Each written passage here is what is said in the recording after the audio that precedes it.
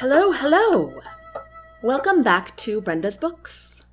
This season I will be narrating for you the future war love story, Sara's War, which you can also buy a printed copy and a digital copy at Barnes & Noble and on Amazon. Today we are on Chapter 52. Here we go. Chapter 52. Debts Paid. When I thought about my next destination being prison, I didn't actually think it would be true. But here I am, in prison. I sit in a cold steel chair, at a cold steel table, sitting across from a cold, still assassin. The cement walls of our small interrogation room seem as though they're slowly caving in. The muggy air chokes my breath as I attempt to sit casually. But the eerie stare of the adult Scandinavian sparks inadvertent chills down my spine. He tells me his name is Ame. He doesn't seem bothered at all that his hands are secured behind him, handcuffed to his chair. Nor does he seem bothered by Mitch's very loud huffing and pacing in the hall outside the door. I, however, am bothered by everything. "You seem so calm," Ame says. I have no idea if this remark is sarcastic. All I know is that the vulnerable, sobbing man I saw in the wilderness is not sitting before me now. He's somehow transformed into an arrogant, conniving creep. "So do you," is all I say. Ame smirks. Of course I'm calm. I've got the upper hand now. Actually, I do. I raise my hand so he can see my palms. Ame's mouth twitches. A humorous doctor. How interesting. I intertwine my fingers together and place them on the table. "Why don't you just tell me what we want to know, Ame?" Ame shakes his head and clicks his tongue.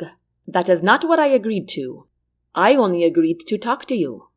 I lean back in my chair and fold my arms. "All right, what would you like to talk about?"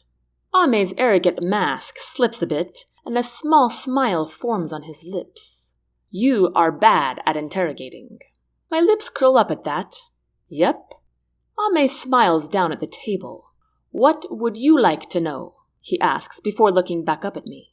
I furrow my brow. "Excuse me?" "I know what your leaders want me to tell you, but I'd like to tell you what you want to know," Ame says. I cock my head. "Why is that?" "Because I've always been a man who pays my debts. You saved my son, so this is me paying you back." "Well, you see, I'm a doctor. That's just what I do. I don't consider you in my debt."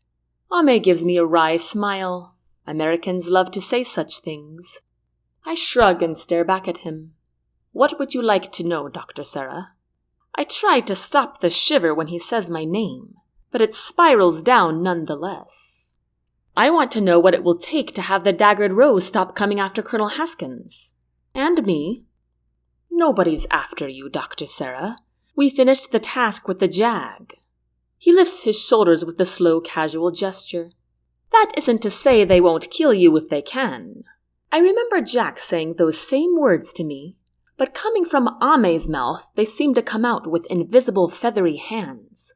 Hands that can somehow sweep inside my gut and yank away any warm feeling still lingering, leaving me with nothing but hollow darkness. My lungs refuse to lend me air, but I still manage to glare at him. He peers back at me. He tries to hold his arrogant facade, but it slips again. "Although I'm sure I could convince the group to let it go considering what you did for Ander." "Ander?" "My son. He may be young, but he's still a tremendous asset to us." I swallow, choking down my queasiness. "What about Colonel Haskins?" Ame lifts his chin. "Ah, you mean Tashurgi's killer."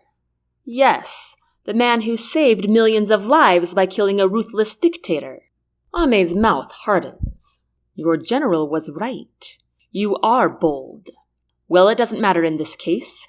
The Daggard Rose will stop at nothing for that man. Not until he's dead." My heart hammers at that. I inhale a shaky breath to calm myself, but my pulse pounds and rises into my throat. Oh, what am I doing here?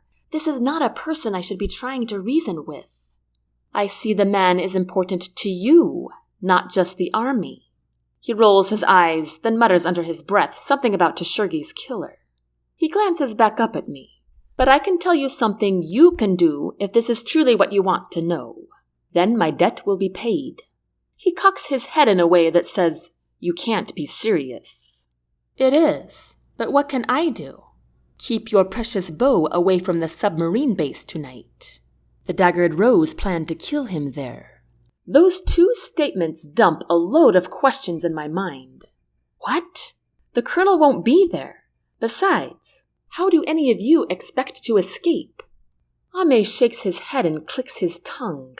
So naive. We have allies here, Dr. Sara. I believe you like to call them the idealists. What? I repeat. There's no way an entire political party joined an assassin group. Of course not. Just the ones with the most extreme views. Don't you know that they hate this war? Everybody hates this war, I say, feeling rather lame for stating the obvious. Ame shakes his head again. Not like this. They blame your president. I open my mouth to speak, but Ame cuts me off. I know, so does everyone. Then what are you saying? I ask, my voice rising as I lean a little closer to him.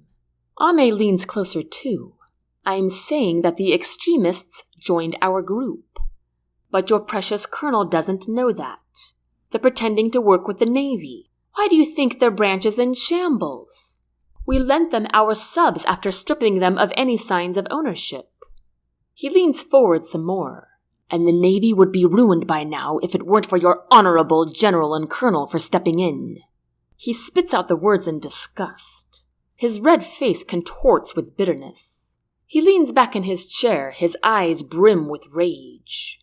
Now I can see the assassin in him, and it terrifies me so much my entire body freezes. I try to swallow, but I can't even do that. We stare at each other in the would-be silence if Mitch hadn't been pounding on the door. I can hear the general's voice conversing with his and the pounding stops. Then the silence is so thick, I'm sure Ame can hear my thumping heart. Then again, his breathing is loud and ragged, causing his chest to noticeably rise and fall. I have no idea what triggered his rage, but if he hadn't been cuffed to his chair, I think he might have strangled me. I nearly jump up and dart out the door, but I can't leave just yet. I speak in a low voice. So these allies of yours will be at the submarine base tonight, and they expect the colonel to be there? He will be there. He'll be flying there with his spiky-haired sidekick along with your captain.